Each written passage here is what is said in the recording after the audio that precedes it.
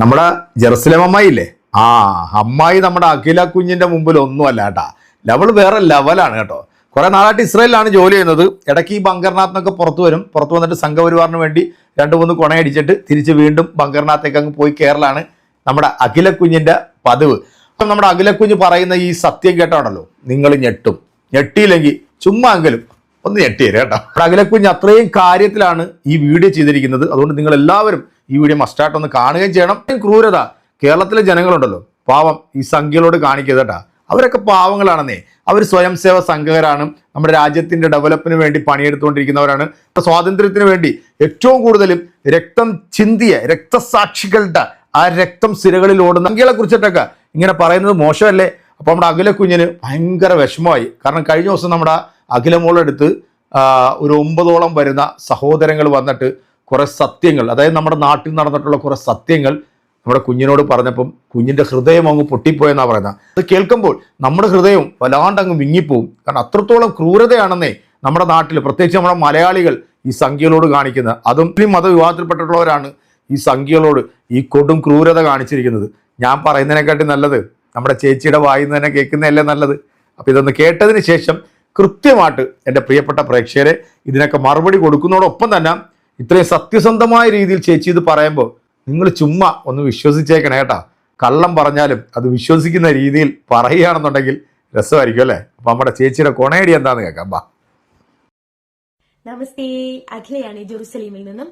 വളരെ സീരിയസ് ആയിട്ടുള്ള ഒരു കാര്യം നിങ്ങളുടെ അടുത്ത് ഷെയർ ചെയ്യാൻ വേണ്ടിയിട്ടാട്ടോ വന്നിരിക്കുന്നത്. നിങ്ങൾക്ക് അറിയാലോ, ഞാൻ ഇസ്രായേലിലെ ജെറുസലേം എന്ന് പറഞ്ഞ സ്ഥലത്താണ് നിൽക്കുന്നതെന്ന്. അപ്പൊ ഇതിന് കുറച്ച് ദൂരെയായിട്ട് റിഷോൺ ലെറ്റ്സിയോൺ എന്ന് പറഞ്ഞിട്ടൊരു സ്ഥലമുണ്ട് കേട്ടോ. അപ്പൊ നമ്മുടെ വീഡിയോ ഒക്കെ കാണുന്ന, സ്ഥിരം കാണുന്ന, നമ്മളെ വളരെ ഇഷ്ടമൊക്കെയുള്ള കുറച്ച് ചേട്ടന്മാര് എനിക്ക് മെസ്സേജ് അയച്ചിട്ടുണ്ടായിരുന്നു.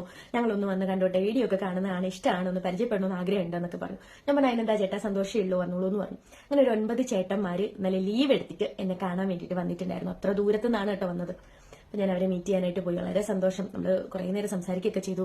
ജോലിയുടെ കാര്യമൊക്കെ സംസാരിച്ചു. വന്നിട്ട് വെറും 3-4 മാസം ഒറ്റ ആയിട്ടുള്ളൂ അവര്.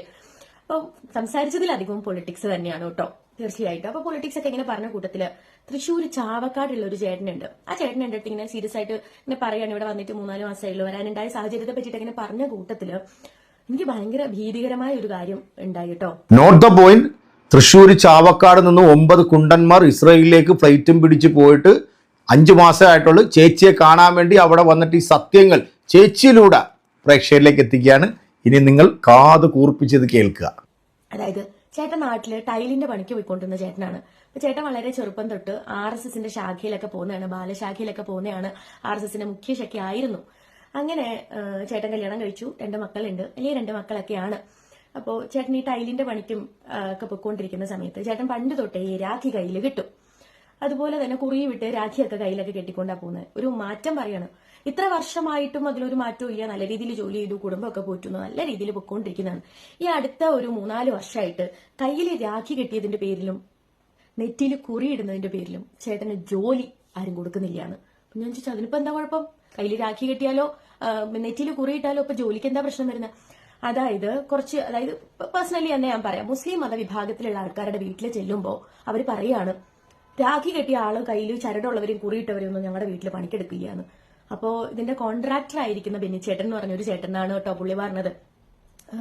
ബെന്നിച്ചേട്ടൻ വന്നിട്ട് പറയാണ്, മോനേടാ, നീ ഇനി മുതൽ ജോലിക്ക് വരുമ്പം കയ്യിൽ രാഖിയൊന്നും കെട്ടരുത്, കുറിയൊന്നും ഇടരുത്. നീ ഇവിടെ കുറിയൊക്കെ ഇട്ടിട്ട് വന്നു കഴിഞ്ഞാൽ ജോലിയൊന്നും കിട്ടൂല കേട്ടോന്ന്.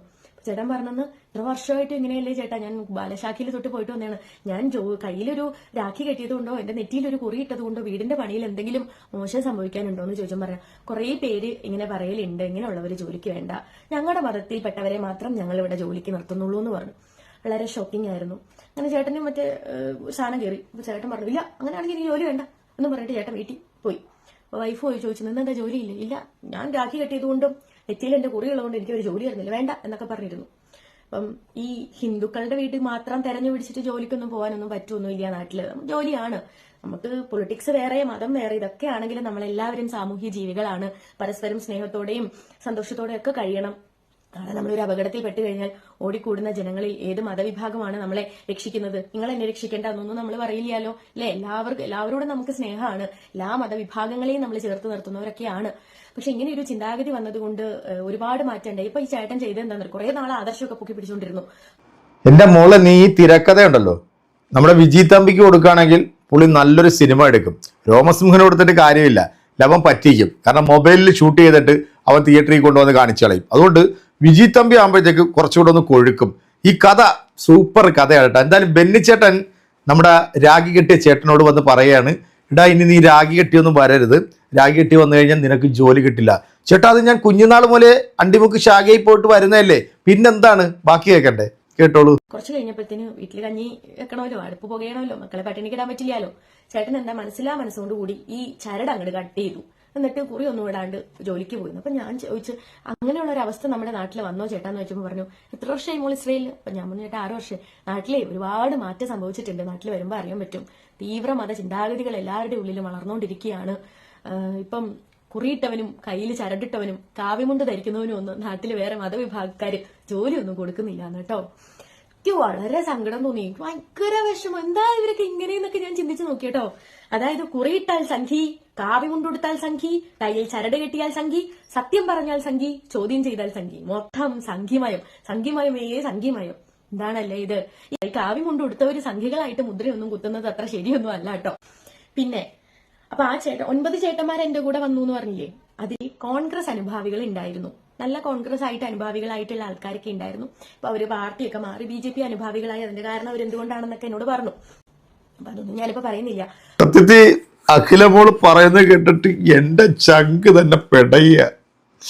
എന്തിനാണ് ഈ ക്രൂരത ഈ പാവ സംഖ്യകളോട് കാണിച്ചത്? കള്ളത്തരം പറയുമ്പോഴെങ്കിലും അത് ജനങ്ങൾക്കൊന്ന് കൺവീൻസ് ആവുന്ന രീതിയിലെങ്കിലും ഒന്ന് അവതരിപ്പിച്ചൂടെ? രാഗി കെട്ടിയവരും എൻ്റെ വീടിൻ്റെ തൊട്ട് ഫ്രണ്ടിൽ താമസിക്കുന്ന കാർത്തിയൻ കടുത്ത RSSകാരനാണ്. 24 hours പുള്ളി കാവ്യമുണ്ടും അതുപോലെ ഈ കൈ ചരടും കെട്ടിയാണ് പോകുന്നത്. എൻ്റെ മകള് അവരുടെ വീട്ടിലാണ്, അതായത് പുള്ളിക്കാരുടെ വൈഫാണ് നോക്കുന്നത്. അവൾക്ക് സ്കൂളിൽ പോകാൻ മുടി കെട്ടി കൊടുക്കുന്നതും ഒക്കെ പുള്ളിക്കാരിയാണ്. ഞങ്ങൾ വീടുമായിട്ടൊക്കെ ഭയങ്കര അറ്റാച്ച്മെൻറ്റാണ്. ഞാൻ സംഖ്യകളെ കുറിച്ചിട്ടൊക്കെ വീഡിയോ ഒരുപാട് ചെയ്യാറുണ്ട്. പക്ഷേ എനിക്ക് ഇന്നേ വരെ അവരെ കാണുമ്പോഴത്തേക്ക് അങ്ങനത്തെ ഒരു മനോഭാവം തോന്നിയിട്ടില്ല. അവർക്ക് എന്നെ കാണുമ്പോൾ തോന്നിയിട്ടില്ല. ഞാൻ ഇരിക്കുന്നതിൻ്റെ ഈ ഭവനം ഇത് പണിതത് ഈ പറയുന്ന ആൾക്കാരൊക്കെ തന്നെയായിരുന്നു. അല്ലാതെ ഒരു മുസ്ലിമായിട്ടുള്ള ഒരാളല്ല ഇത് വന്ന് ചെയ്തത്. എൻ്റെ പൊന്ന അഖില കുഞ്ഞെ, അത്യാവശ്യം നിന്റെ തലയ്ക്കകത്ത് എന്തെങ്കിലും ഉണ്ടെന്നൊക്കെയാണ് വിചാരിച്ചത്. നീ നമ്മുടെ വിശകല മാഡത്തെക്കാട്ടിലും കുറച്ചും കൂടെ മുന്തിയ ഐറ്റമാണെന്നുള്ളത് കേരളത്തിലെ പ്രബുദ്ധരായിട്ടുള്ള ജനങ്ങൾ ഈ ഒരൊറ്റ വീഡിയോ കാണുന്നതോടെ അവർക്ക് മനസ്സിലാവും. എന്തായാലും ബെഡേ ബേഷ് കേട്ടോ, തൃശ്ശൂരുകാരിയാണെന്നാണ് തോന്നുന്നത്. കുഞ്ഞ് പറഞ്ഞതുണ്ടല്ലോ, അതൊരു 1.5 പറച്ചിലായിപ്പോയി. കുഞ്ഞ് ഈ ഒരു കഥ ഞാൻ നേരത്തെ പറഞ്ഞ പോലെ നമ്മുടെ വിജിമാമന് കൊടുക്ക്. വിജിമാമൻ നല്ലൊരു സിനിമയാക്കി വേണമെങ്കിൽ ആ സിനിമയിലെ നായികയായിട്ട് കുഞ്ഞ് തന്നെ അങ്ങോട്ട് അഭിനയിക്കുക. അപ്പൊ എൻ്റെ പ്രിയപ്പെട്ട സഹോദരങ്ങളെ, ഇതൊക്കെ കേട്ടിട്ട് എങ്ങനെ നമ്മൾ മറുപടി കൊടുക്കാതിരിക്കും അല്ലേ? എന്തായാലും നിങ്ങളുടെ മറുപടി നല്ല വെടിച്ചിലായിട്ട് അങ്ങോട്ട് കൊടുത്തോ. നമുക്ക് 2ാമത്തെ ഒരു എപ്പിസോഡിൽ കുഞ്ഞ് പറയുന്നത് എന്താണെന്നും കൂടെ കേൾക്കാം. അപ്പൊ ഇതിനുള്ള മറുപടി കൊടുക്കുക. അടുത്തൊരു വീഡിയോ കാണാം.